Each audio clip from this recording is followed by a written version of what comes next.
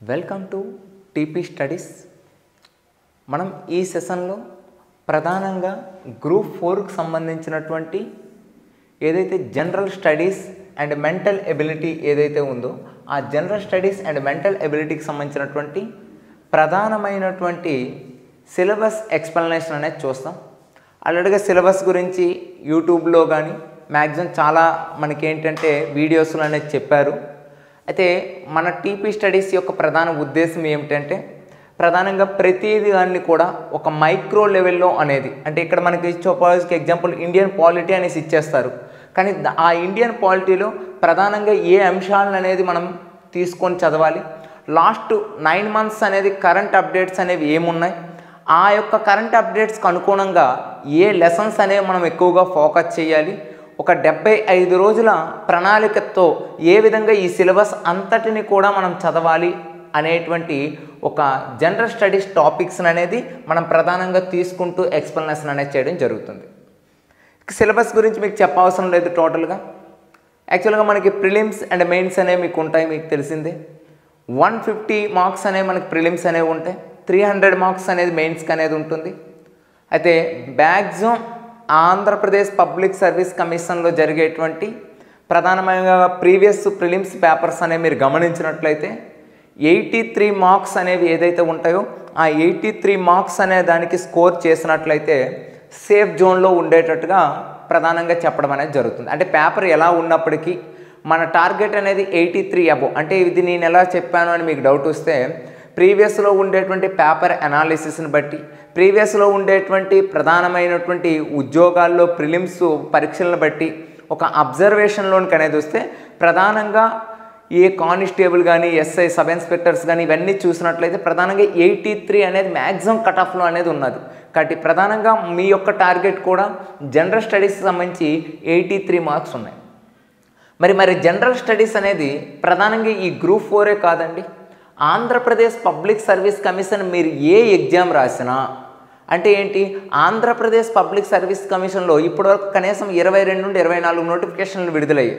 మనకి ఫిషరీస్ అనేసి, అదేవిధంగా చూసుకున్నట్లయితే స్టాటిస్టికల్ ఆఫీసర్స్ అనేసి, అదేవిధంగా చూసుకుంటే అంగన్వాడీ, ఇలా మీరు ఏది ఆంధ్రప్రదేశ్ పబ్లిక్ సర్వీస్ కమిషన్కి సంబంధించిన ఏ సిలబస్లోనైనా ప్రధానంగా ఈ యొక్క ఏదైతే జనరల్ స్టడీస్ పేపర్ 1 అనేది ఉందో ఇది అనేది టోటల్గా ఏ పేపర్కైనా కామన్ పేపర్గా ఉన్నది మీకు. అదేవిధంగా ఇంజనీరింగ్స్కి సంబంధించి ఆయా కోర్స్ పేపర్ ఇస్తూ కామన్ పేపర్ అనేది జనరల్ స్టడీస్ అనేది పెట్టడం జరిగింది. అందుకే ఆంధ్రప్రదేశ్ పబ్లిక్ సర్వీస్ కమిషన్లో ఈ జనరల్ స్టడీస్ పేపర్ని మదర్ ఆఫ్ ద కాంపిటేటివ్ ఎగ్జామ్గా అయిపోయింది. అయితే గ్రూప్ 4ని ఫోకస్ చేసుకుంటూ మీరు చదువుకుంటే రేపు గ్రూప్ 2 కానీ గ్రూప్ 1 కూడా మనకి ఏంటంటే ఫస్ట్ పేపర్ అనేది ఇదే ఉండడం అనేది జరుగుతుంది. కాబట్టి ఆ పాయింట్ ఆఫ్ వ్యూలో కూడా మీకు ఏంటంటే ఈ సిలబస్ ఎక్స్ప్లెనేషన్ అనేది ఇవ్వటం అనేది జరుగుతుంది. రైట్, ఇంకా సిలబస్ ఎక్స్ప్లెనేషన్కి అనేది మనం వెళ్ళిపోదాం. మీకు తెలిసిందే సిలబస్ ఎక్స్ప్లెనేషన్లో ప్రధానంగా మనకు ఉండేది ఏంటంటే ఫస్ట్ 2 టాపిక్స్ కూడా మనకి ఏంటంటే కరెంట్ అంశాలకు సంబంధించినటువంటి ప్రధానమైనటువంటి విషయాల గురించి అనేది చెప్పారు. అంటే ఒకసారి సిలబస్ అనేది మీరు చూడండి. Events of national and international importance, current affairs international, national and regional అని ఇవ్వడం అనేది జరిగింది. అంటే ఇక్కడ ఏంటి ప్రధానంగా మనకి ఏంటంటే అంతర్జాతీయ అంశాలు అనేసి, అదేవిధంగా చూసుకున్నట్లయితే ప్రధానంగా జాతీయ అంశాలు అని, అదేవిధంగా మనకి చూసుకున్నట్లయితే అంతర్జాతీయ మరియు జాతీయ మరియు ఏంటి మనకి ప్రాంతీయ అంశాలని ఇక్కడ చాలా క్లియర్గా అనేది మనకి ఇక్కడ మెన్షన్ చేయడం అనేది జరిగింది.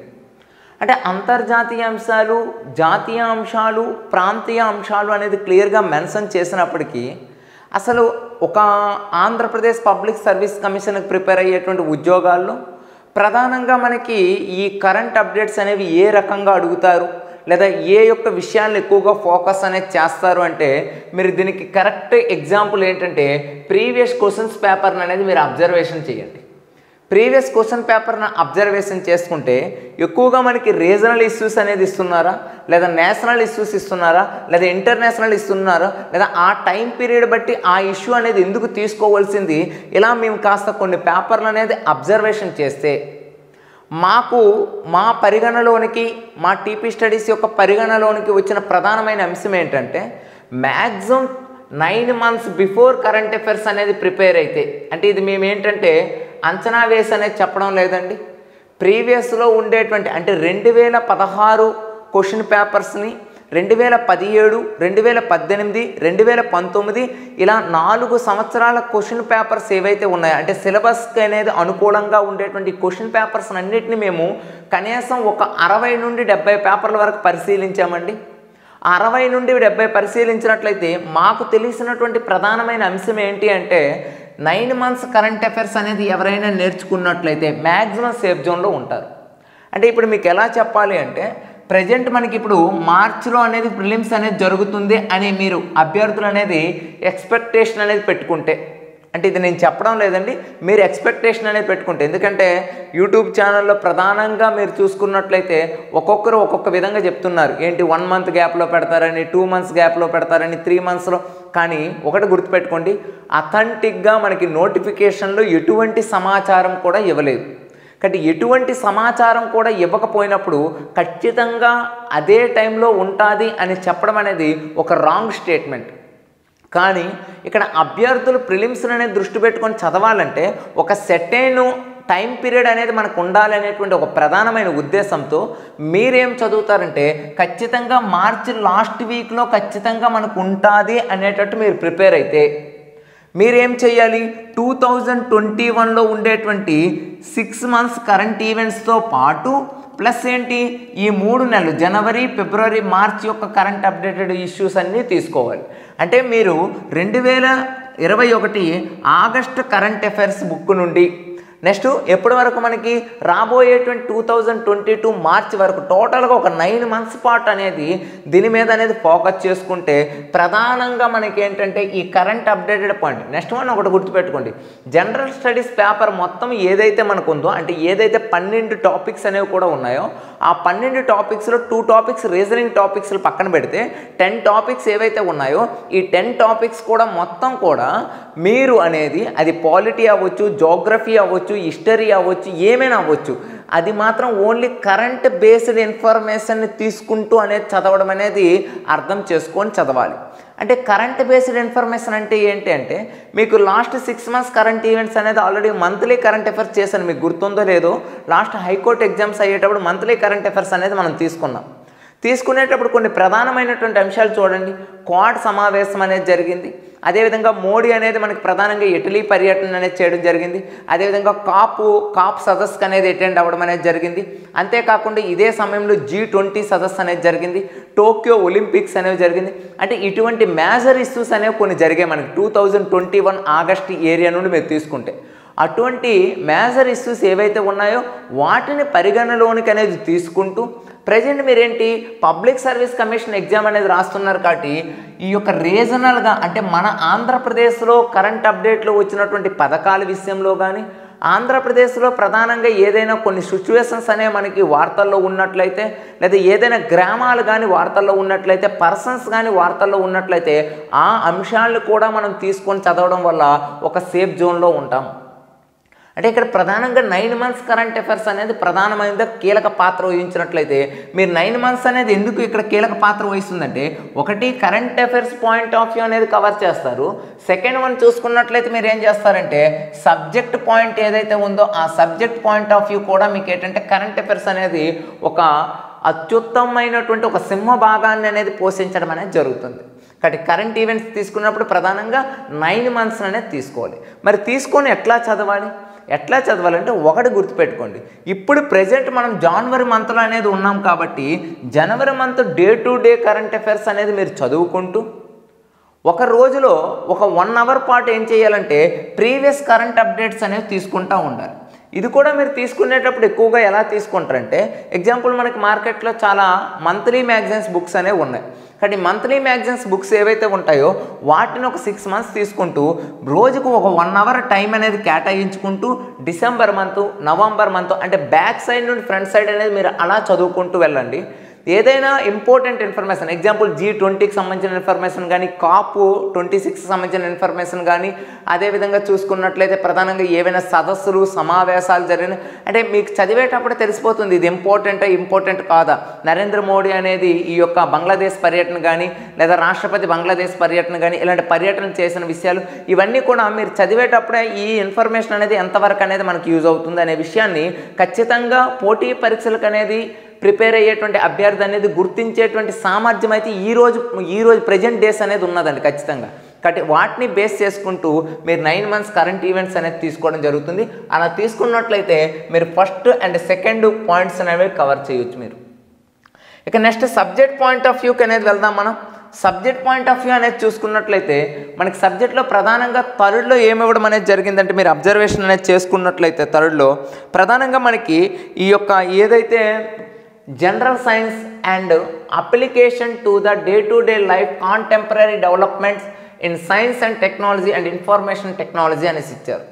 అంటే ప్రధానంగా ఇక్కడ మనకి ప్రధానంగా చూసుకున్నట్లయితే సైన్స్కి సంబంధించినటువంటి ఏరియా అనేసి మీరు గుర్తించవచ్చు. అయితే సైన్స్కి సంబంధించినటువంటి ఏరియా అంటే మీకు మరలా చాలా వస్తాయి మనకి, ఏంటి ఫిజిక్స్ అనేసి, కెమిస్ట్రీ అని, అదేవిధంగా బయాలజీ అని. కానీ ఇక్కడ ఒక విషయాన్ని గుర్తుపెట్టుకోండి, ఫిజిక్స్ కెమిస్ట్రీ బయాలజీ మొత్తం చదవాలంటే కనీసం ఒక 6 months పడుతుందండి. మనం దాని మీద డిగ్రీ ఇప్పుడు చేయడం లేదు. ఒక కాంపిటేటివ్ అభ్యర్థి అనేది ఒక సైన్స్, అది కూడా మీకు ఏ సైన్స్ అన్నాడు ఒకసారి ఇక్కడ అబ్జర్వేషన్ చేయండి. Day to day life science అన్నారు. Day to day life science అంటే ఏంటంటే దైనందిన జీవితంలో జరుగుతున్నటువంటి ప్రక్రియలకు అనుగుణంగా ఏదైతే సైన్స్ ఏదైతే ఉంటుందో అటువంటి కాంటెంపరీ ఇష్యూస్ మాత్రమే తీసుకోవాలి. ఎగ్జాంపుల్ ఏంటి, రీసెంట్గా మనకు చూసుకున్నట్లయితే ఒక కరోనా ఏమైనా ఏంటంటే సూర్యుడి యొక్క పై పొరకు అనేది ఏదైనా ఒక నౌకను అనేది పంపించడం జరిగింది. ఇప్పుడు అదనేది బేసిక్గా ఫిజిక్స్లో దేనికనేది మనకంటే హీట్ అనేటువంటి లెసన్కి అనేది రిలేటివ్గా ఉంటుంది. అంటే డే టు డే సైన్స్ చేసేటప్పుడు ఏ లెసన్కి అయితే కాస్త రిలేటివ్ ఇష్యూస్ అనేవి వస్తున్నాయో ఆ రిలేటివ్ ఇష్యూస్కి సంబంధించినటువంటి లెసన్స్ అనేవి చదువుకుంటే మీకు ఏంటంటే అద్భుతంగానే సైన్స్ అనేది వస్తుంది. లేదా ఈ మొత్తం చదవాలి అంటే మనకి మ్యాక్సిమం ఇప్పుడు ఉండే టైం అనేది చాలదు. నెక్స్ట్ వన్, అంతకు తోడు ఎక్కువగా దేని మీద ఫోకస్ చేయమన్నారు ఇక్కడ అబ్జర్వేషన్ చేయండి. Second line science and technology అన్నారు. Science and technology and information technology అన్నారు. Science and technology and information technology అంటే ప్రధానంగా మీకు ఇందులో ఒక 4-5 పాయింట్లు అనేవి చదువుకోవాలండి ప్రధానంగా. ఎందుకంటే అది కానీ మెన్షన్ చేశాడు కానీ. అంటే ఫస్ట్ వన్ ఏంటి, మనకి అంతరిక్ష రంగము ఏదైతే ఉందో అంతరిక్ష రంగము అంటే స్పేస్ ఏదైతే ఉందో ఆ అంతరిక్ష రంగం గురించి అనేది ఫుల్ ప్లెజర్గా చదువుకోవాలి. అంటే ఏంటి, ఇస్రో మొట్టమొదటిసారిగా ఎప్పుడు ఏర్పడింది, ఇస్రో ఏర్పడడానికి దోహదపడిన కమిటీస్ ఏంటి, ఇస్రో యొక్క సబ్ ఆర్గనైజేషన్స్ ఏ ప్లేస్లో ఉన్నాయి, ఇస్రో సబ్ ఆర్గనైజేషన్స్ అనేవి ఏమేమి తయారు చేస్తాయి, ఏమేమి అనేది ఇన్వెస్టిగేషన్ చేస్తాయి, ఇస్రో యొక్క చైర్మన్స్ ఎవరు, ప్రెజెంట్ చైర్మన్ ఎన్నో వాడు, ఇలాంటి ఫండమెంటల్ డేటా ఇన్ఫర్మేషన్ మొత్తం కూడా మీకు ఎక్కడ కవర్ అవుతుందంటే స్పేస్లో అనేది కవర్ అవ్వటం అనేది జరుగుతుంది. ఇది కవర్ అవుతూ ఇంకా ఏం నేర్చుకుంటారు, రీసెంట్గా మనకి 2022వ సంవత్సరంలో ఇస్రో ప్రయోగించనున్నటువంటి కొన్ని లిస్ట్ అవుట్ అనేది అంటే ఒక క్యాలెండర్ మాదిరి జారీ చేసింది. ఏంటి, గగన్యాన్ అనేది, ఆదిత్య కానీ, అదేవిధంగా చంద్రయాన్ 3 కానీ, ఇటువంటి కొన్నింటిని అనేది మేము ఇంకా రాబోయే కాలంలో పరిశోధన చేసి అనేది అంతరిక్షం నుండి అనేది పంపించడం అనేది జరుగుతుందని రీసెంట్గా మనకి ఏంటంటే ఒక అప్డేటెడ్ ఇన్ఫర్మేషన్ అనేది వచ్చింది. కానీ వాటికి సంబంధించినటువంటి బ్యాక్గ్రౌండ్ ఇన్ఫర్మేషన్, అసలు ఉపగ్రహాలు అంటే ఏంటి, ఉపగ్రహాలు ఎలా వెళ్తాయి, ఇప్పటివరకు ఎన్నో ఉపగ్రహాలు వెళ్ళాయి, ఫెయిల్యూర్ ఎన్ని, అదేవిధంగా సక్సెస్ ఎన్ని సాధించాయి, ప్రతి ఉపగ్రహంలో ఏది ఉపయోగపడేటువంటి ప్రధానమైన అంశం, ఒక ఉపగ్రహం అనేది పైకి వెళ్ళిన తర్వాత అది ఏ విషయాలను అనేది పరిగణలోనికి అనేది తీసుకుంటుంది. ఇలా మీరు 2020-2021 కరోనా ఇష్యూస్ ప్రకారంగా తక్కువగా ఉపగ్రహాలు పంపించడం జరిగింది. కానీ అంతకు ముందర ఉండేటువంటి ఉపగ్రహాల్లో జరిగినటువంటి ప్రక్రియల గురించి అనేది ఇక్కడ చదువుకోలేదే అంతరిక్షం. నెక్స్ట్ వన్ ఏంటంటే రక్షణ రంగం. రక్షణ రంగానికి సంబంధించినటువంటి కరెంట్ అప్డేటెడ్ ప్రధానమైనటువంటి అంశం మీకు తెలిసింది. ఎందుకంటే 1900 భారతదేశ రక్షణ రంగానికి కావాల్సినటువంటి పరికరాలు కానీ భారతదేశ రక్షణ రంగంలో ఉండేటువంటి ప్రధానమైనటువంటి విషయాల మీద రీసెర్చ్ చేసేటువంటి భారతదేశ సంస్థ ఏదంటే DRDO అనే సంస్థ. అయితే DRDO యొక్క రీసెంట్గా 64వ వ్యవస్థాపక దినోత్సవం అనేది మన జనవరి 1, 2022లో జరుపుకుంది. అయితే ఇస్రో అనేది భారత రక్షణ రంగానికి అనేది ఏ విధంగా అనేది ఉపయోగపడుతుంది, రీసెంట్గా DRDO అనేది ఏ యొక్క ప్రక్రియలు అనేది తెలిసింది. అదేవిధంగా చూసుకున్నట్లయితే రీసెంట్గా రక్షణ రంగంలో ఉండేటువంటి ప్రధానమైనటువంటి కీలకమైనటువంటి అంశాలు ఏంటి, ఇలాంటివన్నీ కూడా మనం ఏం చేస్తామంటే ఇండియా స్పేస్కి సంబంధించినటువంటి ప్రధానమైనటువంటి ఒక అంశాలుగా అనేది గుర్తుపెట్టుకోవడం అనేది జరుగుతుంది. అదేవిధంగా ప్రధానంగా మరొకటి ఇక్కడ గుర్తుపెట్టుకోవాల్సిన మరొక అంశం ఏంటంటే మీరు ఓవరాల్గా ఇంకొక అంశాన్ని ఏం గుర్తుపెట్టుకుంటారంటే అంతరిక్షము మరియు రక్షణ రంగంతో పాటు ఇంకా ఏంటంటే సమాచార రంగము ఏదైతే ఉందో సమాచార రంగాన్ని అనేది గుర్తుపెట్టుకోవడం జరుగుతుంది. సమాచార రంగము అంటే మీకు ప్రధానంగా కంప్యూటర్కి సంబంధించినటువంటి విషయం. అదేవిధంగా మరొకటి ఏంటంటే శక్తి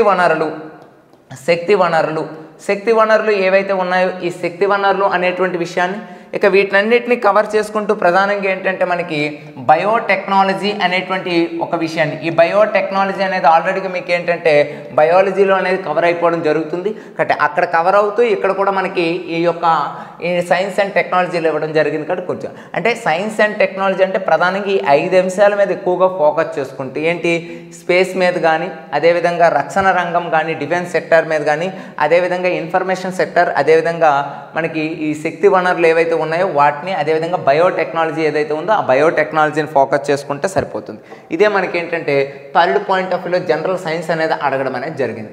ఇక నెక్స్ట్ క్వశ్చన్ అనేది మీరు అబ్జర్వేషన్ చేసినట్లయితే నెక్స్ట్ వన్ చూసినట్లయితే సిలబస్లో భాగంగా మీరు చూసుకున్నట్లయితే ఫోర్త్ వన్ మీకు చూసుకున్నట్లయితే ఈ యొక్క social economical and political history of the modern India with the emphasis on Andhra Pradesh అనేసి అన్నారు.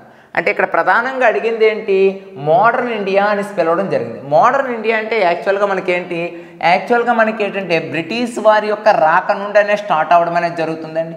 అంటే అడ్వెంట్ ఆఫ్ యూరోపియన్స్ అనేటువంటిది ఏదైతే మనకి లెసన్ ఉన్నదో ఆ అడ్వెంట్ ఆఫ్ యూరోపియన్స్ అంటే ఏంటి ఈ యొక్క బ్రిటిష్ వారు భారతదేశానికి అనేది ఏ విధంగా అనేది రావటం జరిగింది. అలా వచ్చినటువంటి బ్రిటిష్ వారు భారతదేశంలో ఎలా స్థిరత్వాన్ని అనేది పొందడం అనేది జరిగింది. దీన్ని ఏమంటాం మనం కాంక్విస్ట్ ఆఫ్ ఇండియా అని పిలవడం అనేది జరుగుతుంది. ఎప్పుడైతే బ్రిటిష్ వారు స్థిరత్వాన్ని పొంది వాళ్ళ యొక్క పాలసీస్ ఏంటి అంటే సోషల్ పరంగా ఎటువంటి పాలసీస్ అనేది ప్రకటించారు, ఎకనామికల్ పరంగా వాళ్ళ యొక్క పాలసీస్ అనేవి ఏమున్నాయి మనకి. అదేవిధంగా చూసుకున్నట్లయితే ఈ బ్రిటిష్ వారి యొక్క సైనిక దాడుల ద్వారా మనకి టోటల్గా ఏ యొక్క యుద్ధానికంటే 1857 సిపాయిలు తిరుగుబాటుకి అనేది ఎలా జరిగింది అనేది ఒక స్టెప్గా తీసుకోవాలి. సెకండ్ స్టెప్ ఏం చేసుకుంటారు నేషనల్ మూవ్మెంట్ అనేది పరిగణలోకి తీసుకోండి. అయితే ఇక్కడ ఒకటి అబ్జర్వేషన్ చేయండి, ఎప్పుడైతే advent of Europeans in India అని చదువుకుంటున్నారో అక్కడ మన ఆంధ్రప్రదేశ్లో ఉండేటువంటి పరిస్థితులను కూడా దృష్టిలో పెట్టుకొని చదువుకోవాలి. అంటే ఇక్కడ ప్రధానంగా మైక్రో సిలబస్ అనేది ఇక్కడ మీరు తీసుకున్నట్లయితే ప్రధానంగా అంటే మ్యాక్రో పరంగా మీకు ఆ హెడ్డింగ్ ఇస్తారు, కానీ ప్రధానంగా ఇక్కడ మీరు చదవలసినటువంటి లెసన్లు అనేవి మీరు చూసుకున్నట్లయితే ఫస్ట్ పాయింట్ ఆఫ్ వ్యూలో ఏం చదవాలి అంటే మనకి అడ్వెంట్ ఆఫ్ యూరోపియన్స్ అనేది చదువుకోవాలి. అంటే యూరోపియన్స్ రాక ఏదైతే ఉందో ఆ యూరోపియన్స్ రాక అనేది చదవాలి. యూరోపియన్స్ రాక చదివినప్పుడు మీరు ఏపీ అండ్ ఇండియా ఈ రెండింటిని కూడా ఫోకస్ చేసుకుంటూ చదువుకోవాలి. ఎందుకంటే అక్కడ చూడండి ఎంఫసిస్ ఆన్ ఆంధ్రప్రదేశ్ అనేసి ఆల్రెడీ మనకి సిలబస్లో చెప్పారు. ఇక సెకండ్ వన్ ఏంటంటే మనకి కాంక్విస్ట్ ఆఫ్ ఈ ఇండియా అండ్ ఏపీ అంటే బ్రిటిష్ వారు భారతదేశాన్ని ఏ విధంగా దశల వారీగా ఆక్యుపై చేశారు ఆల్రెడీ మనం చదువుకుంటాం. మరాఠా యుద్ధాల ద్వారా ఆక్యుపై చేశారు, కర్ణాటక యుద్ధాల ద్వారా, బెంగాల్ని ప్లాసీ బాక్సర్ యుద్ధాల ద్వారా, అదేవిధంగా మైసూర్ని 4 ఆంగ్లో మైసూర్ వార్స్ ద్వారా ఇలా ప్రధానంగా కాంక్వెస్ట్ ఆఫ్ ఇండియా అంటే దశల వారీగా భారతదేశాన్ని బ్రిటిష్ వారు ఏ విధంగా తమ గుప్పెట్లో పెట్టుకున్నారని గుర్తుపెట్టుకోవాలి. ఇక థర్డ్ వన్ ఇలాంటప్పుడే బ్రిటిష్ వారు భారతదేశంలో కొన్ని పాలసీస్ అనేవి ప్రవేశపెట్టడం అనేది జరిగింది. ఏంటి ఆ పాలసీస్ అంటే ఒకటి judicial policies, economical policies, administration policies అనేవి. అంటే న్యాయ పరిపాలనమైనటువంటి అంశాలు ఏంటి, ఎకనామికల్ పరిపాలన అంశాలు ఏంటి, అదేవిధంగా చూసుకున్నట్లయితే అడ్మినిస్ట్రేషన్ పరిపాలన అంశాలు ఏంటి, అదేవిధంగా ఎడ్యుకేషనల్కి సంబంధించినటువంటి ఇష్యూస్ ఏంటి. అంటే భారతదేశంలో పరిపాలిస్తున్నటువంటి బ్రిటిష్ వారు ఎటువంటి పాలసీస్ అనేవి ప్రవేశపెట్టారు. ఆ పాలసీస్ని ప్రధానంగా 4 రకాలుగా చెప్పుకుంటాం. ఒకటి ఏంటి న్యాయపరమైనటువంటి అంశాలు, రెండోది ఏంటి మనకి ఎకనామికల్కి సంబంధించినటువంటి ఇష్యూస్, థర్డ్ వన్ ఏంటి మనకి ఈ యొక్క అడ్మినిస్ట్రేషన్ పరిపాలనకు సంబంధించిన అంశాలు, అదేవిధంగా ఎడ్యుకేషన్. ఇలా 4 రకాలైనటువంటి పాలసీస్ ఏవైతే మీరు కవర్ చేస్తారో ఇక్కడ మీరు సోషల్ అండ్ ఎకనామికల్గా ఇలా మీరు ఇవి కవర్ చేసినప్పుడే ఆంధ్రప్రదేశ్లో కూడా ఆ యొక్క పాలసీస్ యొక్క ఇంప్లిమెంటేషన్ అనేది బ్రిటిష్ వారి కాలంలో ఎలా ఉందో అనేది మనం చదువుకోవాలి.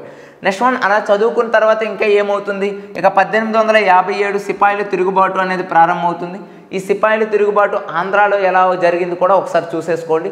అలా చూసుకున్న తర్వాత మ్యాక్సిమం 50% హిస్టరీ ఇక్కడ కవర్ అయినట్టే. ఇక మిగతా 50% హిస్టరీ ప్రధానంగా ఏంటంటే నేషనల్ మూమెంట్. నాకు తెలిసి మ్యాక్సిమం హిస్టరీ పాయింట్ ఆఫ్ వ్యూలో క్వశ్చన్స్ అన్నీ కూడా చాలా తక్కువ, రేర్ కేస్, అంటే ఒక 6-7 క్వశ్చన్స్ అనేవి వస్తున్నాయి ప్రీవియస్ క్వశ్చన్స్ చూసుకున్నట్లయితే. కాబట్టి మీకు ఎక్కువగా నేషనల్ మూమెంట్ మీద ఎక్కువగా దృష్టి పెట్టి క్వశ్చన్లు అడుగుతున్నాడు. అయితే నేషనల్ మూమెంట్ అనేది చదివేటప్పుడు ఆంధ్రప్రదేశ్ యొక్క నేషనల్ మూమెంట్లో ఉండేటువంటి ప్రముఖమైనటువంటి వ్యక్తుల గురించి అనేది చదువుకుంటూ, అదేవిధంగా ఇండియాలో కూడా ఎవరు పోరాటం అనేది చేశారనేది చదువుకోవాలి. కాబట్టి ఇలాంటి ప్రధానమైనటువంటి విషయాలను అనేది ఫోకస్ చేసుకుంటూ మీరు ఏం చేస్తారంటే హిస్టరీని అనేది కంప్లీట్ చేయడం అనేది జరుగుతుంది.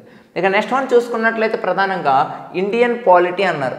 ఇండియన్ పాలిటీలో ప్రధానంగా చూడండి, రీసెంట్గా మనకి 2021లో ఆ యొక్క సుప్రీంకోర్టు ఇచ్చినటువంటి తీర్పుల్ని ప్రధానమైనటువంటి దృష్టిలో పెట్టుకోండి.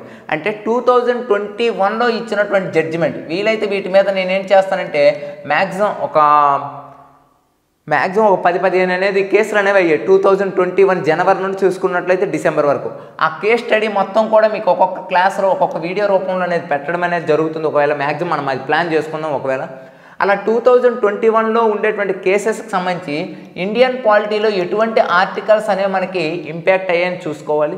చూసుకున్న తర్వాత ఇంకా ఫండమెంటల్ ఇన్ఫర్మేషన్ ఎవరైనా చదవవలసిందే. ఫండమెంటల్ ఇన్ఫర్మేషన్ ఏంటి, అసలు ఇండియన్ పాలిటీ అనేది స్టార్ట్ అవ్వాలంటే మరలా మీకు ఎక్కడ స్టార్ట్ అవుతుందంటే ఎవల్యూషన్ ఆఫ్ ఇండియన్ కాన్స్టిట్యూషన్ ఏదైతే ఉందో ఆ ఎవల్యూషన్ ఆఫ్ ఇండియన్ కాన్స్టిట్యూషన్ నుండి మనకి ప్రారంభం కావడం జరుగుతుంది. అంటే ఇక్కడ నేషనల్ మూవ్మెంట్ అనేది మీరు చదివితే ఆటోమేటిక్గా ఈ లెసన్ పాలిటీలో కూడా మీకు కవర్ అయిపోవడం అనేది జరుగుతుంది. ఇక నెక్స్ట్ వన్ ఏంటి, మనకి కాన్స్టిట్యూషనల్ అసెంబ్లీ అనేది తీసుకుంటారు. ఇక నెక్స్ట్ వన్ ఏంటంటే ప్రియాంబుల్. రీసెంట్గా ప్రియాంబుల్ మీద మనకి కరెంట్ అప్డేట్స్ అనేవి మీకు తెలిసిందే రావటం అనేది జరిగింది. రీసెంట్గా ప్రియాంబుల్ మీద మనకి మార్చండి అనే విధానం అనేది రీసెంట్గా మనకి ఏంటంటే వార్తల్లో రావడం జరిగింది. కాబట్టి దీని మీద ఎక్కువగా మనకు క్వశ్చన్ అడిగే అవకాశం అనేది ఉంటుంది. నెక్స్ట్ ప్రియాంబుల్ తర్వాత మనకి ఏంటంటే సిటిజన్షిప్ అమెండ్మెంట్ యాక్ట్ అనేది గురించి, అంటే రీసెంట్గా మనకి పౌరసత్వం, భారత పౌరసత్వం గురించి, అదేవిధంగా ఇండియన్ టెరిటరీ గురించి, భారత భూభాగం గురించి, అదేవిధంగా ఫండమెంటల్ రైట్స్ గురించి, అదేవిధంగా DPSP direct principles of state policies గురించి, అదేవిధంగా ఫండమెంటల్ డ్యూటీస్ గురించి. ఫస్ట్ ఆఫ్ ఆల్ మీరు చదివేటప్పుడు మన యొక్క ఏదైతే ఇండియన్ పాలిటీ అనే పార్ట్ ఉందో ఆ ఇండియన్ పాలిటీలో fundamental information and basic information ఏదైనా ఉన్నదంటే ఎవల్యూషన్ ఆఫ్ ఇండియన్ కాన్స్టిట్యూషన్ నుండి ప్రధానంగా ఎక్కడి వరకు అంటే మనకి ఫండమెంటల్ డ్యూటీస్ వరకు అనేది ఫండమెంటల్గా చదువుకోవాలి. చదువుకున్న తర్వాత మీరు దేని మీద ఎక్కువ ఫోకస్ చేస్తారు, సెంట్రల్ గవర్నమెంట్ మీద, అదేవిధంగా స్టేట్ గవర్నమెంట్ మీద, అదేవిధంగా లోకల్ గవర్నమెంట్ మీద అనేది ఫోకస్ చేసుకుంటే సరిపోతుంది. మ్యాక్సిమం ఈ ఏరియా నుండి గ్రూప్ 4 లెవెల్లో అయితే మ్యాక్సిమం అడిగే క్వశ్చన్లు ఉంటాయి. ఇక్కడ క్వశ్చన్ కూడా అబ్జర్వేషన్ చేయండి. ఆంధ్రప్రదేశ్ పబ్లిక్ సర్వీస్ కమిషన్ ఇచ్చేటువంటి ప్రతి క్వశ్చన్ కూడా మనకి బుక్ మేనేజ్ అనేది చేసుకుంటూ ఎప్పుడు క్వశ్చన్ అనేది ఇవ్వలేదండి. ఎప్పుడు కూడా ఏంటంటే ఆలోచనాత్మకమైనటువంటి క్వశ్చన్లు, వివరణాత్మకమైనటువంటి క్వశ్చన్లు, అభ్యర్థి యొక్క ఎలా ఆ క్వశ్చన్ పాయింట్ ఆఫ్ వ్యూలో అభ్యర్థి యొక్క ఆలోచనను పరిగణలోనికి తీసుకునేటువంటి ప్రశ్నల సరళి మాత్రమే ఇస్తున్నారు. కాబట్టి ఇటువంటి ప్రదేశంగా చూసుకుంటూ మీరు ఏ అంశాన్ని చదివింది తక్కువ ఎక్కువ పక్కన పెడితే అర్థమైనటువంటి విషయాలను అనేది ప్రధానంగా తీసుకుంటూ చదవాలి. అంటే అర్థవంతమైనటువంటి విషయ పరిజ్ఞానాన్ని మీరు అలవరుచుకున్నట్లయితే ఖచ్చితంగా మీరు పబ్లిక్ సర్వీస్ కమిషన్లో ఉండేటువంటి ఏ క్వశ్చన్కైనా ఆన్సర్ అనేది చేయడం అనేది జరుగుతుంది. ఇక నెక్స్ట్ వన్ చూసుకున్నట్లయితే economic development in India since independence with emphasis of Andhra Pradesh అనేది. అంటే ఎకనామికల్కి సంబంధించి ఇక్కడ మీరు ప్రధానంగా చదువుకునే టాపిక్స్, ప్రతి అభ్యర్థికి డౌట్ ఉంటుందండి. ప్రధానంగా ఇక్కడ మీరు చదువుకునేటువంటి టాపిక్స్ ఏంటంటే పావర్టీ అనేటువంటి ఒక లెసన్ చదువుకోవాలి, అదేవిధంగా అన్ఎంప్లాయ్మెంట్ అనేటువంటి లెసన్ అనేది చదువుకోవాలి. ఫస్ట్ ఈ రెండింటిని అనేది ఫినిష్ చేయండి. ఎందుకంటే రీసెంట్గా మీకు తెలిసిందే, రీసెంట్గా మనకి ఏంటంటే ఈ యొక్క పేదరికపు సూచి అనేది రావటం అనేది జరిగింది. ఆ పేదరికపు సూచి గురించి, అదేవిధంగా నిరుద్యోగానికి సంబంధించినటువంటి సూచీలు కూడా రావడం జరిగింది. కాబట్టి ఇది కరెంట్లో ఉంది. నెక్స్ట్ వన్ ఏంటి, హెచ్డే హ్యూమన్ డెవలప్మెంట్ ఇండెక్స్ అనేసి కొన్ని ఇండెక్సన్స్ అనేవి రావడం జరిగాయి. కాబట్టి అది చదువుకోవాలి. నెక్స్ట్ మీకు సబ్జెక్ట్లో ఎకనామికల్గా రిలేటెడ్గా ఉన్నది, అదేవిధంగా ఇంకా మీరు చూసుకున్నట్లయితే ఇది కూడా ఒక మనకేంటంటే ఏపీపీఎస్సీ సిలబస్లో ఒక పార్ట్గా ఉంది. ఏంటి, ఎన్విరాన్మెంటల్ అండ్ సస్టైనబుల్ డెవలప్మెంట్. ఇది ఎకనామికల్ పాయింట్ ఆఫ్ వ్యూలో కూడా మీరు చదువుకోవాల్సిన అవసరం ఉంటుంది. ఇవి ప్రధానంగా చదివిన తర్వాత అప్పుడు మీరు ఎక్కువగా దేని మీద ఫోకస్ పెట్టాలి, ప్లానింగ్స్ ఏవైతే ఉన్నాయో ప్లానింగ్స్ అంటే పంచవర్ష ప్రణాళిక. ఎందుకంటే వాడు చూడండి economic development in India since independence with emphasis అన్నాడు. అంటే భారతదేశానికి స్వతంత్రం వచ్చిన తర్వాత భారత ఆర్థిక వ్యవస్థని దృష్టిలో పెట్టుకొని చదవమన్నాడు. కాబట్టి ఆ యొక్క టైం పాయింట్ ఆఫ్ వ్యూలో మీరు చూసుకున్నట్లయితే ప్లానింగ్స్ అనేవి ఎక్కువగా మనకి అడిగే అవకాశం ఉంటుంది. ఇక మీకు తెలిసిందే అగ్రికల్చర్ సెక్టార్ గురించి అనేది చదువుతారు, అదేవిధంగా ఇండస్ట్రీ సెక్టార్ గురించి అనేది చదువుతారు. ఇంకా ఎకనామికల్ పాయింట్ ఆఫ్ వ్యూలో ఇంకా ఏమైనా చదవాలి అంటే ప్రధానంగా మన భారతదేశం యొక్క ఎకానమీ ఒకప్పుడు కొలాప్స్ అయిపోయి మరలా తిరిగి అనేది ఉబెత్తున అనేది లెగిసింది. దాన్నే మనం ఏమని చెప్తాం, ఎకనామికల్ రీఫార్మ్స్ అనేది చదువుతాం. కాబట్టి ఎకనామికల్ రీఫార్మ్స్ అనేది చదువుకోండి. ఎకనామికల్ రీఫార్మ్స్ అనేది చదివిన తర్వాత ఇది సెకండ్ స్టెప్గా తీసుకుంటాం. ఇక థర్డ్ స్టెప్ ఏం చదువుకుంటామంటే ఇక బ్యాంకింగ్ గురించి అంటే ప్యూర్ ఎకనామిక్ టాపిక్స్ గురించి అనేది చదువుతాం. బ్యాంకింగ్కి సంబంధించినటువంటి ఇన్ఫర్మేషన్, అదేవిధంగా బడ్జెట్కి సంబంధించినటువంటి ఇన్ఫర్మేషన్, ఇన్ఫ్లేషన్ ఏదైతే ఉందో ఇన్ఫ్లేషన్కి సంబంధించిన ఇన్ఫర్మేషన్, రీసెంట్గా ఆర్బీఐ తెచ్చినటువంటి పాలసీ గురించి ఆర్బీఐ పాలసీ రేట్స్ ఏవైనా మార్చినట్లయితే ఆర్బీఐ పాలసీ రేట్లకు సంబంధించినటువంటి ఇన్ఫర్మేషన్, ఇలాంటి ఏదైతే కరెంట్ అప్డేట్లో వచ్చేటువంటి కొన్ని ప్రధానమైనటువంటి అంశాలు ఏవైతే ఉంటాయో ఆ అంశాలని బేస్ చేసుకుంటూ ఇక ఆ లెసన్ అనేది చదువుకోవాలి. ఒకవేళ కరెంట్ అప్డేట్లో వచ్చినా రాకపోయినా ఖచ్చితంగా ఏ అంశాల మీద ఫోకస్ అనేది చేయాలంటే ఇప్పుడు చెప్పినటువంటి నేను ఎకనామికల్ పరంగా ఏ టాపిక్స్ అయితే చెప్పానో ఆ టాపిక్స్ మీద ఖచ్చితంగా మీ ఫోకస్ అనేది ఉండాలి. అయితే ఒకటి గుర్తుపెట్టుకోండి, ఇక్కడ అభ్యర్థులు ఎప్పుడు ఏ లెసన్ అనేది చదివినా మనకైతే స్టార్టింగ్ పాయింట్ ఆఫ్ వ్యూ నుండి ఎండింగ్ పాయింట్ ఆఫ్ వ్యూ అంటే స్టార్టింగ్ పాయింట్ ఆఫ్ వ్యూ అంటే ఆ లెసన్కి సంబంధించినటువంటి చారిత్రక పరిణామ క్రమం నుండి వెళ్ళి మధ్యలో ఆ యొక్క లెసన్లో ఉండేటువంటి బాడీ ఆఫ్ లెసన్ అనేది చదివిన తర్వాత రీసెంట్ కరెంట్ అప్డేట్ అనేది యాడ్ చేసుకుంటూ అనేది చదవాలి. ఎగ్జాంపుల్ దానికోసం మీకు ఏం చెప్తానంటే ఇప్పుడు ఎగ్జాంపుల్ బ్యాంకింగ్ అనేది ఉంది. బ్యాంకింగ్కి సంబంధించినటువంటి లెసన్ ఎలా చదవాలంటే ఆల్రెడీ హిస్టారికల్ పాయింట్ ఆఫ్ వ్యూలో యాక్చువల్గా యూరోపియన్స్ భారతదేశానికి అనేది రాకముందు నుండి బ్యాంకింగ్ సిస్టమ్ అనేది ఎలా ఉంది, యూరోపియన్స్ వచ్చిన తర్వాత బ్యాంకింగ్ సిస్టమ్ అనేది ఎలా ఉన్నది, యూరోపియన్ బ్యాంకింగ్ సిస్టమ్ అనేది అయిన తర్వాత ఇండియాలోకి అనేది వచ్చిన తర్వాత ఇండియా ఆర్బీఐ పాలసీస్ అనేవి ఎలా ఉన్నాయి, ప్రజెంట్ ఆర్బీఐ ఎటువంటి పాలసీస్ తీసుకుంటున్నాయి. రీసెంట్గా మీకు లాస్ట్ జనవరి ఈ వీక్లో మనకు జరిగినటువంటి కరెంట్ ఈవెంట్ చూసుకున్నట్లయితే ఆర్బీఐ రీసెంట్గా 3 బ్యాంకులకు అనేది ఏంటంటే చేయూతనివ్వడం అనేది జరిగింది. అంటే దేని పరంగా మీరు నష్టాల్లో ఉన్నప్పుడు కూడా ప్రభుత్వం యొక్క మనీ అనేది ఇచ్చి మీకు ఆదుకోవడం అనేది జరుగుతుంది అనేటువంటి ఒక 3 బ్యాంకులను సెలెక్ట్ చేసుకుంది. అదే ఎస్బీఐ, ఐసిఐసి, అదేవిధంగా హెచ్డిఎఫ్సి బ్యాంకులు. అంటే అది కరెంట్ ఇష్యూ. కాబట్టి అలాంటి కరెంట్ ఇష్యూ ఏదైనా వస్తే అటువంటివి కూడా అప్డేట్ చేసుకొని చదవాలి. మీరు ఎప్పుడు ఏ లెసన్ చదివినా stock point of view lesson అనేది ఎమ్మటం దొరికేస్తుంది. ఎందుకంటే ఏదైనా పుస్తకంలో మనకు ఉంటుంది. కానీ ప్రధానంగా ఏంటి లాస్ట్ 1 ఇయర్ 9 మంత్స్లో అయినటువంటి కరెంట్ అప్డేటెడ్ అనేది ఏ పుస్తకంలో ఉండదు. దీనికి మీరు సంబంధించినటువంటి లెక్చరర్లను కానీ లేదా సంబంధించినటువంటి మన టీపీ స్టడీస్ మేనేజ్మెంట్కి కానీ ఒకసారి మీరు కాల్ చేసి ఏదైనా ఒకటి డౌట్ అనేది ఉండేట్లయితే మ్యాక్సిమం మన వరకు అనేది మనం అనేది అప్డేట్. ఎందుకంటే పబ్లిక్ సర్వీస్ కమిషన్లో అప్డేటెడ్ ఇన్ఫర్మేషన్తో పాటు స్టాక్ ఇన్ఫర్మేషన్ కూడా మనకి ఇంపార్టెంట్. కాబట్టి ఆ పాయింట్ ఆఫ్ వ్యూలో కూడా మీరు చదవడం అనేది జరుగుతుంది. ఇక నెక్స్ట్ వన్ చూసుకున్నట్లయితే physical Geography of India sub continent and Andhra Pradesh అన్నారు. ఇక్కడ గుర్తుపెట్టుకోండి, జియోగ్రఫీ ఇచ్చారు, ఇండియా ఇచ్చారు, ఏపీ ఇచ్చారు, కానీ ఇక్కడ యాడ్ చేసింది ఏంటి, ఫిజికల్ అనేసి యాడ్ చేశారు. అంటే భౌగోళికపరమైనటువంటి ఈ యొక్క భూమికి సంబంధించినటువంటి విషయాలు అనేవి కనుక్కోమన్నారు. అంటే ప్రధానంగా ఫిజికల్ జియోగ్రఫీ అంటే ఏమొస్తుందంటే ఇండియా యొక్క లొకేషన్ ఏదైతే ఉందో ఇండియా యొక్క లొకేషన్ ఆల్రెడీ ఆఫ్లైన్లో మనకి బ్యాచ్ స్టార్ట్ అయినప్పుడు దీని మీద మనకి ఆల్రెడీ లెసన్ అయిపోయింది, మనకి అప్డేటెడ్ లెసన్. దీంతోపాటు వెస్టర్డే మనకి క్వశ్చన్ పేపర్ కూడా ఒకటి ఆన్లైన్లో ఎక్స్ప్లెనేషన్ అనేది చేసుకున్నాం, మీకు తెలిసిందే. కాబట్టి ఇండియన్ లొకేషన్ తర్వాత physical features of the India అనేసి మనం చదువుకోవాలి. ఫిజికల్ ఫ్యూచర్స్ ఆఫ్ ఇండియా అని చదువుకోవాలి. చదువుకున్న తర్వాత ఏంటి, ఇండియా యొక్క క్లైమేట్ గురించి అనేది చదువుకోవాలి. ఇండియా క్లైమేట్ అనేది చదివిన తర్వాత ఇండియాకి సంబంధించినటువంటి ఫారెస్ట్ ఏంటి అనేది చదువుకోవాలి. తర్వాత ఏంటంటే ఇండియాకి సంబంధించినటువంటి రివర్ సిస్టమ్ గురించి చదువుకోవాలి. ఈ 5 లెసన్లు ఏ విధంగా అయితే ఇండియా గురించి అనేది చదువుతారో అదేవిధంగా ఆంధ్రప్రదేశ్ను కూడా ఫోకస్ చేసుకుంటూ చదవాలి మీరు. ఇది ప్రధానంగా మనకి ఏంటంటే ఫిజికల్ జియోగ్రఫీ వాడు ఇచ్చినటువంటి ఫండమెంటల్ ఇన్ఫర్మేషన్ అనేది గుర్తుపెట్టుకోండి. ఫిజికల్ జియోగ్రఫీ అయిపోయిన తర్వాత ఇక ఎకనామికల్ జియోగ్రఫీ ఇది ఫుల్ అప్డేటెడ్ ఇన్ఫర్మేషనే మనకు అడుగుతారు. నాకు తెలిసి మ్యాక్సిమం ఎకనామికల్ జియోగ్రఫీ పరంగా తీసుకున్నట్లయితే అప్డేటెడ్ ఇన్ఫర్మేషన్. ఏంటి అప్డేటెడ్? ఎగ్జాంపుల్ ఎకనామికల్ జియోగ్రఫీలో ఏమొస్తాయి మనకి, అగ్రికల్చర్ అనేటువంటిది. అంటే ఇక్కడ మీరు గమనించండి, అగ్రికల్చర్ అనేది ప్రధానంగా తీసుకున్నట్లయితే మనకి అక్కడ ఎకనామిక్సల్ పాయింట్ ఆఫ్ వ్యూలో కూడా ఉంటుంది, ఇక్కడ జియోగ్రఫీ పాయింట్ ఆఫ్ వ్యూ కూడా ఉంటుంది. అదేవిధంగా చూసుకున్నట్లయితే ప్రధానంగా అగ్రికల్చర్కి కారణమైనటువంటి సాయిల్స్ కానీ, అదేవిధంగా ఇండస్ట్రీ సెక్టర్ ఏదైతే ఉందో ఆ ఇండస్ట్రీ సెక్టర్ కానీ, అదేవిధంగా ప్రధానంగా చూసుకున్నట్లయితే ఎనర్జీ రీసోర్సెస్, శక్తి వనరులు అంటారు కదా, ఆ ఎనర్జీ రీసోర్సెస్ కానీ, అదేవిధంగా చూసుకున్నట్లయితే ఇంకా ఇక్కడ మనం చూసుకున్నట్లయితే మినరల్స్ అంటే ఖనిజాలకు సంబంధించినటువంటి అథెంటిక్ డేటా, ఇవన్నీ కూడా మీకు ఎందులోకి వస్తుందంటే ఎకనామికల్ జోగ్రఫీలోకి వస్తుంది. కానీ అక్కడ పర్టికులర్గా ఫిజికల్ జోగ్రఫీ అడిగాడు కాబట్టి మీరు ఎక్కువగా చదివేటప్పుడు దీని మీద ఎక్కువగా ఫోకస్ చేసుకుంటూ ఎకనామికల్ జోగ్రఫీలో ప్రధానం. ఎకానమీ అంటేనే మనకు అప్డేటెడ్ కదా, కాబట్టి అప్డేటెడ్ ఇన్ఫర్మేషన్ ఎక్కువగా చేసుకోవాల్సినటువంటి ఏరియాని చదువుకోవాలి. ఈ ఏరియాని మొత్తాన్ని తీసుకుంటూ అప్డేట్ చేసుకుంటూ హ్యూమన్ జోగ్రఫీ కూడా ఒక లుక్ వేయాలి. హ్యూమన్ జోగ్రఫీలో ఏమొస్తుంది, ట్రాన్స్పోర్ట్ సిస్టమ్ కానీ పాపులేషన్ కానీ ప్రధానంగా హ్యూమన్ జోగ్రఫీకి వస్తుంది. అంటే ఏవైతే ఈ జోగ్రఫీ అంటే physical geography, economical geography, human geography, ఈ 3 జోగ్రఫీలో ఇండియన్ అనేది కంటెంట్గా తీసుకుంటూ ఆంధ్రప్రదేశ్ జోగ్రఫీ కంటెంట్ అనేది తీసుకోవాలి. అంటే ఎగ్జాంపుల్ ఇండియాలో అగ్రికల్చర్ చదివేటప్పుడు ఆంధ్రప్రదేశ్లో కూడా అగ్రికల్చర్ చదవాలి. ఇలా ఈ టాపిక్స్ అనేవి ప్రధానంగా ఫోకస్ చేసుకొని ఇందులో 9 months కరెంట్ అప్డేట్లు ఎక్కువగా. రీసెంట్ చూడండి అగ్రికల్చర్లో రీసెంట్గా మనకి 3 చట్టాలకు సంబంధించినటువంటి బిల్లును నరేంద్ర మోడీ వెనక్కి అనేది తీసుకున్నారు. ఇదేంటి, ఎకనామికల్ పాయింట్ ఆఫ్ వ్యూలో అగ్రికల్చర్ని చదువుతారు మీరు.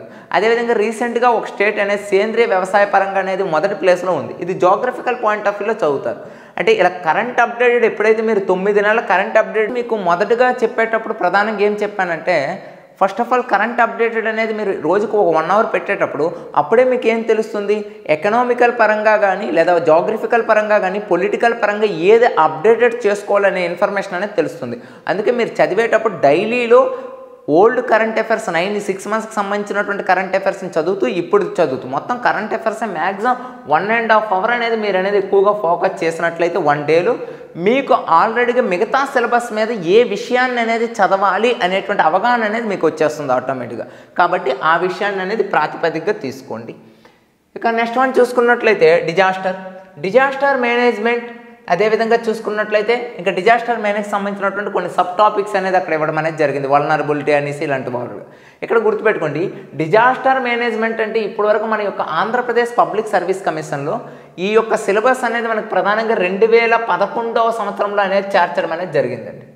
అప్పటి నుండి మ్యాక్సిమం దీని యొక్క స్కోప్ ఎంత అంటే 15 నుండి 20 మార్కులు అనేవి ఇచ్చేవారు. కానీ 2016లో ఎప్పుడైతే ఎన్విరాన్మెంటల్ అనేది వచ్చి యాడ్ అయిందో మ్యాక్సిమం దీని స్కోప్ అనేది తగ్గిపోయి ఇప్పుడు ప్రజెంట్ 7 to 8 మార్క్స్ అనేవి డిజాస్టర్ మేనేజ్మెంట్ ఇవ్వడం జరుగుతుంది. అంటే ఇప్పుడు ప్రజెంట్ మనకు డిజాస్టర్ మేనేజ్మెంట్కి సంబంధించి 7 to 8 స్కోప్ ఉన్నాయి. మరి ఈ 7 to 8 స్కోప్లో ప్రధానంగా ఏం చదవాలంటే విపత్తుల యొక్క పరిచయాన్ని చదువుకోవాలి. ఎందుకంటే ఇది ఎప్పుడు కూడా కొత్త చాప్టర్ కాబట్టి విపత్తుల యొక్క పరిచయం ఏదైతే ఉంటుందో ఇంట్రడక్షన్ ఆఫ్ ద డిజాస్టర్ గురించి అనేది చదువుకున్న తర్వాత డిజాస్టర్ ఇంట్రడక్షన్ చదువుకున్నట్లయితే నెక్స్ట్ వన్ ఏంటంటే టైప్స్ గురించి అనేది చదువుకుంటాం. విపత్తులు అనేవి ఎన్ని రకాలుగా ఉంటాయి ఒకటి మానవ సంబంధమైనటువంటి విపత్తులు అనేవి ఉంటాయి, రెండోది ఏంటి మనకి ప్రకృతి సంబంధమైనటువంటి విపత్తులు అనేవి ఉండడం అనేది జరుగుతుంది. మానవ సంబంధమైనటువంటి విపత్తులు అంటే ఏంటి, రసాయన విపత్తులు కానీ అణు విపత్తులు కానీ జీవ సంబంధమైనటువంటి విపత్తులు కానీ ఇవన్నీ కూడా మానవ సంబంధమైన విపత్తులు అవుతాయి. మరి ప్రకృతి సంబంధమైన విపత్తులు అంటే ఏంటి మీకు తెలిసిందే, భూకంపాలు కానీ భూతాపం కానీ కరువులు కానీ హెవీ రెయిన్స్ కానీ ఇవన్నీ కూడా మనకి ఏమవుతాయంటే ఓవరాల్గా ప్రకృతి సంబంధమైనటువంటి విపత్తులు అనేది కావటం అనేది జరుగుతుంది. ఇలా ప్రధానంగా విపత్తులు అంటే ఈ కాన్సెప్ట్ని మీరు ఎక్కువగా డెవలప్ చేసుకోవాలి. కానీ ఒకటి గుర్తుపెట్టుకోండి, అక్కడ విపత్తులు అడిగాడా, విపత్తులు నిర్వహణ అని అడిగాడా, డిజాస్టర్ అండ్ మేనేజ్మెంట్ అని అడిగాడు కదా. అంటే విపత్తులు నిర్వహణ అంటే ఇక్కడ ప్రధానంగా మీరు ఫోకస్ చేయాల్సింది ఏంటంటే అటువంటి విపత్తులను అనేది మనం అడ్డుకోవటం కోసం ప్రధానంగా ఎవరు అనేది పాటుపడుతున్నారు. అంటే ఎవరు పాటుపడుతున్నారు, ప్రభుత్వం వారు అనేది పాటుపడడం అనేది జరుగుతుంది. అదేవిధంగా ప్రజలు అనేది ఏ విధంగా పాటుపడుతున్నారు. ఈ యొక్క విపత్తుల్లో ప్రధానంగా సామాజిక సాంకేతిక పరమైనటువంటి అంశాలు ఏంటి అదే కదా మనకి ఇక్కడ అడిగారు. చూడండి, జిఐసి అంటే ఏదైతే మనకి ఓవరాల్గా రిమోట్ సెన్సింగ్ అనేది ఏ విధంగా ఉపయోగపడుతుంది, ఇలాంటివి అనేది విపత్తులు అనేది చూసుకోవాలి. ఇలా చూసుకుంటూ ఈ యొక్క విపత్తులను అనేది నివారించడానికి ప్రభుత్వం ఎటువంటి చర్యలు అనేది తీసుకుంటుంది, ప్రజలు ఎటువంటి చర్యలు తీసుకుంటారని చూసుకోవాలి. ఇవి చూసుకుంటూ రీసెంట్ కరెంట్ అప్డేటెడ్ విపత్తులు అనేవి ఎక్కడెక్కడ ఏమైనా వచ్చాయి. రీసెంట్గా చూడండి అమెరికాలో చూసుకున్నా, అంతెందుకు మన ప్రదేశ్ రాయలసీమలో చూసుకున్నా, అంటే ఏవైతే హెవీ రెయిన్స్ అనేవి మొన్న లాస్ట్ వీక్ 1 week అనేది మనకు వచ్చాయి కదా. ఇలాంటి ప్రధానమైనటువంటి అంశాలన్నింటినీ కూడా కరెంట్లో అప్డేట్ చేసుకుంటూ ఇలా ఫోకస్ చేసుకుంటూ చదివితే డిజాస్టర్ మేనేజ్మెంట్ కూడా మనకు కంప్లీట్ అవుతుంది. ఇక నెక్స్ట్ వన్ ఏంటంటే మనకి sustainable development and environmental protection అనేసి ఇచ్చారు. ఇది కూడా ప్రధానంగా మనకి ఏంటంటే 7 to 8 మార్క్స్ అనే స్కోప్ ఉండేటువంటి ప్రధానమైన లెసన్. సస్టైనబుల్ డెవలప్మెంట్ ఎన్విరాన్మెంటల్ అంటే ఏంటంటే అసలు ఎన్విరాన్మెంటల్ పొల్యూషన్ అనేది అవుతుందనే ఉద్దేశంతో కదా మనకి సస్టైనబుల్ డెవలప్మెంట్ అనేది వచ్చింది. యాక్చువల్గా సస్టైనబుల్ డెవలప్మెంట్ అనేటువంటి పేరు అనేది అసలు మనకు పరిచయం అనేది ఎప్పటి నుండి మనకి 1972 బ్రిట్లాండ్ కమిషన్ అనేది ఏదైతే ఉందో ఆ 1972 బ్రిట్లాండ్ కమిషన్ అనేది పరిచయం చేసినటువంటి ఒక పేరే ఏంటంటే మొట్టమొదటిసారిగా ఉపయోగించిన పేరు ఏంటంటే సస్టైనబుల్ డెవలప్మెంట్. మరి 1972 నుండి ఇప్పటి వరకు కూడా పర్యావరణ కాలుష్యానికి సంబంధించి ఎటువంటి సమావేశాలు అనేది మనం చేసుకుంటున్నాం. సస్టైనబుల్ డెవలప్మెంట్ అనేది ప్రపంచ దేశాల్లో భారతదేశం అనే యొక్క స్థాయి ఏంటి, సస్టైనబుల్ డెవలప్మెంట్కి ఏ దేశం ఎంత ప్రియారిటీ ఇస్తుంది. రీసెంట్గా మీరు చూడండి COP26 సమావేశం అనేది జరిగింది కదా మనకి. ఈ COP26 సమావేశంలో ప్రధానంగా మీరు చూసుకున్నట్లయితే ఈ COP26 సమావేశంలో కర్బన ఉద్గారాలు అనేవి 0 స్థాయికి తెస్తామని ప్రతి దేశం కూడా మాట ఇవ్వడం అనేది జరిగింది. మరి ఆ COP సదస్సులో తీసుకునేటువంటి నిర్ణయాలు ఏంటి, అక్కడ వరకు అనేది కరెంట్ అప్డేట్ మీరు చేసుకోవాలి సస్టైన్ డెవలప్మెంట్కి సంబంధించి. నెక్స్ట్ వన్ చూసుకున్నట్లయితే మనకి ఇక రీజనింగ్ టాపిక్స్ ఇవి ఆల్రెడీగా మనకి రీజనింగ్ సార్ అనేది మీకు ఆల్రెడీ ఎక్స్ప్లెనేషన్ అనేది చేశారా అనేసి అనుకుంటున్నా. కాబట్టి రీజనింగ్ టాపిక్స్ కూడా మనకి ఏంటంటే ఒకటి ఏంటంటే మనకి మార్క్స్ ఎక్కువగా రావడం కోసం మ్యాక్సిమం నాకు తెలిసి 15 నుండి 20 మార్కుల వరకు అనేది రీజనింగ్ వస్తుంది. ఎందుకంటే 10, 11 అనేవి ఏవైతే ఉన్నాయో ఆ 10, 11 చాప్టర్లు 2 కూడా మనకి ఏంటంటే రీజనింగ్. కాబట్టి ఇచ్చినటువంటి క్వశ్చన్లో ఖచ్చితంగా 15 to ప్రధానంగా 20 క్వశ్చన్స్ అనేవి రీజనింగ్కి సంబంధించినటువంటి అంశాలు అనేవి మనకు ఉండడం అనేది జరుగుతుందని గుర్తుపెట్టుకోవాలి. ఇక నెక్స్ట్ వన్ చూసుకున్నట్లయితే ప్రధానంగా చూసుకున్నట్లయితే మనకి 12th వన్ బైఫ్రికేషన్. ఆల్రెడీగా బైఫ్రికేషన్కి సంబంధించి కొన్ని వీడియోస్ అనేవి మనం ఆల్రెడీ చేసాం, మీకు తెలిసిందంటే ఎప్పుడు అసలు గ్రూప్ 4 అనేది రాకముందు ఒక 2 months కిందట అనేది కొన్ని వీడియోస్ చేశాను. ఆంధ్రప్రదేశ్ ఏ విధంగా ఎస్టాబ్లిష్ అయింది ఇది. అయితే ప్రధానంగా బైఫ్రికేషన్లో మనం ఎక్కువగా ఫోకస్ చేయాల్సింది ఏంటంటే అసలు విభజన చట్టం అనేది ఏమి చెప్తుంది అనేది ప్రధానంగా చదవండి. విభజన చట్టం అనేది ఏదైతే ఉందో ఆ విభజన చట్టం అనేది ఏం చెప్తుంది అనేటువంటిది ప్రధానంగా అనేది ఫోకస్ అనేది చేయండి. ఇక విభజన చట్టం తర్వాత వాడు క్లియర్గా చెప్పేశాడు ఇక్కడ మనకి అడ్మినిస్ట్రేటివ్ అనేది ఎలా ఉంది అంటే రాష్ట్రాలు 2 విడిపోయిన తర్వాత అడ్మినిస్ట్రేటివ్ ఎలా ఉంది, ఎకనామికల్ పరంగా ఎలా ఉంది, సోషల్ పరంగా ఎలా ఉంది, కల్చరల్ పరంగా ఎలా ఉంది, పొలిటికల్ పరంగా అనేది ఎలా ఉన్నది అని చూసుకుంటూ మనం విడిపోవడం వల్ల ఆంధ్రప్రదేశ్కి జరిగినటువంటి నష్టాన్ని ఏంటి, విడిపోయేటప్పుడు సంస్థలు విడిపోయేటప్పుడు కానీ లేదా ప్లేసెస్ విడిపోయేటప్పుడు కానీ ఏ ప్రకారంగా విభజన జరిగింది, విభజన జరిగిన ప్రకారంగా ఆంధ్రప్రదేశ్కి జరిగిన అన్యాయం ఏంటి అనేది చదవాలి. అలా చదువుతూ రీసెంట్గా పోలవరం వరకు అంటే రీసెంట్గా చూడండి పోలవరంకి సంబంధించినటువంటి న్యూస్ అనేది పేపర్లో వచ్చింది కాబట్టి అక్కడ వరకు అనేది అప్డేటెడ్ చేసుకుంటూ చదవాలండి. అంటే టోటల్గా మనకు చూడడానికి మాత్రం జనరల్ స్టడీస్ అనేది ఇచ్చారు కానీ ఒక పెద్ద సినిమా చూపించడం అనేది జరిగింది ఓవరాల్గా. అంటే ఈ మొత్తం సిలబస్ను మనం కవర్ చేయగలమంటే గ్రూప్ 2 అభ్యర్థికి మ్యాక్సిమం ఏదండి అంటే సెకండ్ పేపర్, థర్డ్ పేపర్ అయితే పర్వాలేదు అంటే వాళ్ళని దృష్టిలో పెట్టుకొని మాట్లాడినట్లయితే, కానీ పేపర్ 1 అనేది వాళ్ళకి అనేది ఒక పెద్ద టాస్క్ లాగా ఉంటుందండి గ్రూప్ 1 వాళ్ళకి. కాబట్టి ఇప్పుడు గ్రూప్ 4 వాళ్ళకి కూడా మనకేంటి ఈ పేపర్ 1 అనేది కాస్త మీరు అనేది ప్రతి అంశాన్ని కూడా ఏ అంశాన్ని కూడా వదలడానికి అనేది లేదు. మనకు ఉండేటువంటి ఈ 75 రోజుల కాల వ్యవధి ఏదైతే ఉందో ప్రతి అంశాన్ని కూడా టచ్ చేస్తూ అనేది వెళ్ళాలి. ఇందులో నాకు తెలిసి బైఫ్రికేషన్లో మీరు చూసుకున్నట్లయితే మ్యాక్సిమం ఒక 8 to 10 క్వశ్చన్స్ అనేవి ఉంటాయండి. ఇది సింప్లిఫై చేసి చదువుకోండి. బైఫ్రికేషన్ అంటే ఏదో ఎంతమంది చాలామంది చెప్పారు ప్రముఖులు, వాళ్ళందరికీ కూడా నిజంగా చెప్తున్నా ఎక్సలెంట్. కానీ ఇక్కడ మనకు మార్క్స్ మాత్రమే కావాలి, సబ్జెక్ట్ కాదు, అది గుర్తుపెట్టుకోవాలి. మార్క్స్ అనే ప్రధానంగా చూసుకున్నట్లయితే మనకి ఎప్పుడు కూడా ప్రీవియస్ క్వశ్చన్స్ నేను అబ్జర్వేషన్ చేసినట్లయితే 3 క్వశ్చన్స్ అనేవి మనకి ప్రధానంగా ఏంటి ఆర్టికల్స్ మీద అనేది వచ్చేస్తున్నాయి. బైఫ్రికేషన్ ఆర్టికల్స్ ఏవైతే ఉన్నాయో ఆర్టికల్స్ మీద 3 క్వశ్చన్స్ అడుగుతున్నారు కాబట్టి అబ్జర్వేషన్ చేయండి. నెక్స్ట్ ఇంకొక 1 or 2 క్వశ్చన్స్ ఎలా అడుగుతున్నాడు తెలుసా? 1 or 2 క్వశ్చన్స్ అనేవి ఎలా అడుగుతున్నట్టే ఆంధ్రప్రదేశ్ బైఫ్రికేట్ అయ్యేటప్పటి నుండి కొన్ని కమిటీలు అంటే ఆంధ్రప్రదేశ్ బైఫ్రికేట్ అయితే మంచిదా కాదని శ్రీకృష్ణ కమిటీ నుండి నిన్న మొన్న ఏపీఎస్ఆర్టీసీ మీదకి వచ్చినటువంటిది, అదేవిధంగా రాజధాని ఏర్పాటు చేసినటువంటి బోస్టన్ కమిటీ అంటే 3 రాజధానుల ప్రక్రియ యొక్క బోస్టన్ కమిటీ అనేది ఇచ్చారు కదా నివేదిక అనేది, అక్కడ వరకు అంటే కమిటీలన్నీ కూడా మీరు చూసుకున్నట్లయితే ఉద్యోగాల పంపిణీకి ఏంటి, నదీ జలాల వివాదంలో ఏం జరిగింది, ఇలా ప్రతిదీ కమిటీల పరంగానే డేటా తీసుకొని ఆ కమిటీలు ఇచ్చిన రిపోర్ట్లనే ప్రధానంగా చదువుకుంటే 1 or 2 మార్క్స్ అనేవి వస్తాయండి. అంటే ఫస్ట్ 1 ఆర్టికల్ మీద దృష్టి పెట్టండి, 1 ఏంటి కమిటీల మీద దృష్టి పెట్టండి. నెక్స్ట్ 1 ఏంటంటే ఆంధ్రప్రదేశ్ విభజన చట్టం అనేది విడిపోయింది కదా, ఆ విభజన చట్టం అనేది విడిపోయేటప్పుడు ఆస్తులను ఏ విధంగా పంచుకున్నారు, అప్పులను ఏ విధంగా పంచుకున్నారు, కొన్ని నిల్వలను ఏ విధంగా పంచుకోవడం అనేది జరిగింది, జనాభా నిష్పత్తి ప్రకారంగా తీసుకున్నారా, ల్యాండ్ ఏరియాను బేస్ చేసుకుని తీసుకున్నారా, అంటే ఏవైనా ఒక కనీసం మనకి ఏంటంటే ఆంధ్రప్రదేశ్ విభజన జరిగేటప్పుడు ఈ ఆస్తులు, అప్పులు, అదేవిధంగా నిధులతో పాటు ఒక 15 అంశాలు అనేవి సర్దుబాటు చేసుకున్నారు. చేసుకోవడం జరిగింది. ఆ 15 అంశాలు అనేది దేని ప్రకారంగానే సర్దుబాటు చేసుకున్నారు అనేది కూడా మనకి 1 or 2 క్వశ్చన్స్ ఉన్నాయి. చూడండి, ఇక్కడ నేను చెప్పిన ఆంధ్రప్రదేశ్ బైఫర్కేషన్లు ఇవన్నీ చదివిన కంటే ప్రధానంగా ఈ 3 అంశాల మీద ఫోకస్ చేస్తే ఖచ్చితంగా మీకు ఏంటి 8 మార్కులకు 5 మార్కులు అనేవి ఆల్రెడీ వస్తాయి కదా. మిగతా 3 మార్కుల కోసం సబ్జెక్ట్ మీరు చదవండి. అప్పుడు అంటే మార్క్స్ అనేవి ఎక్కువగా ఏ ఏరియా నుండి వస్తాయి ఆ ఏరియా అనేది ఫస్ట్ చదివిన తర్వాత ప్రధానంగా మీరు అనేది సిలబస్ టైం ఉంటే చదువుకోవచ్చు. ఎప్పుడూ కూడా కాంపిటేటివ్ అభ్యర్థి అనేది ఎలా ఆలోచించాలి, అకాడమిక్ అభ్యర్థి అనేది ఎలా ఆలోచించాలంటే ఒకటి దేనికనేది ఎక్కువగా స్కోరింగ్ అనేది ఉన్నది, ఆ స్కోరింగ్ బట్టి అనేది మనకి మార్క్స్ అనేవి ఏ విధంగా అంచనా ఎస్టిమేషన్ అనేది ఇక్కడ తెలియాలి. ఎస్టిమేషన్ లేనటువంటి చదువు కాకుండా మొత్తం నేను చదువుతానంటే ఆ ఇంట్రెస్టు ఆ తాకత్తు ఉండడం అనేది వేరే ఎక్సలెంట్. కానీ ఇప్పుడు మనకి టైం లేనటువంటి పొజిషన్లో ఎక్కువగా ఇంపార్టెన్సీ ఏంటి ఎక్కువగా మీకు మెయిన్ చూసుకున్నట్లయితే ఈ ఎకనామిక్స్, పాలిటీ, హిస్టరీ, జియోగ్రఫీ ఏవైతే మనకి ప్రధానమైనటువంటి టాపిక్స్ ఉన్నాయో వాటి మీద మేజర్ బిట్స్ అనేవి వస్తాయండి. కాబట్టి ఈ 4 విషయాలను అనేది డైలీ మీ యొక్క స్టడీ ప్లానింగ్లో అనేది ఉండాలి. ఉంటూ దాంతోపాటు అంటే ఇప్పుడు సపోజ్ పాలిటీ అనేది మీరు ఈ యొక్క పాలిటీ హిస్టరీ చదువుతున్నారంటే దాంతోపాటు అనేది ఏంటి ఒక మెనూని యాడ్ చేసుకోండి. ఏంటి ఇది డిజాస్టర్ మేనేజ్మెంట్ అనేది ఉంటుంది. ఎందుకంటే డిజాస్టర్ మేనేజ్మెంట్ కానీ సస్టైనబుల్ డెవలప్మెంట్ కానీ బైఫర్కేషన్ కానీ ఇవన్నీ మ్యాక్సిమం ఏంటంటే ఒక 10 to 12 days అనేది చదివేటువంటి టాపిక్. కాబట్టి మెయిన్ సిలబస్ అనేది ఒకటి చదువుతూ మీరేం చేస్తారు ఒక మెనూని అనేది ఒక చిన్న సిలబస్ అనేది యాడ్ చేసుకుంటూ చదవడం వల్ల 100% అనేది సక్సెస్ అనేది సాధించడం జరుగుతుందండి. ఇది మనకి ఏంటంటే ఒక మైక్రో సిలబస్కి సంబంధించినటువంటి గ్రూప్ 4 సిలబస్కి సంబంధించినటువంటి ఒక సెషన్ అనేది.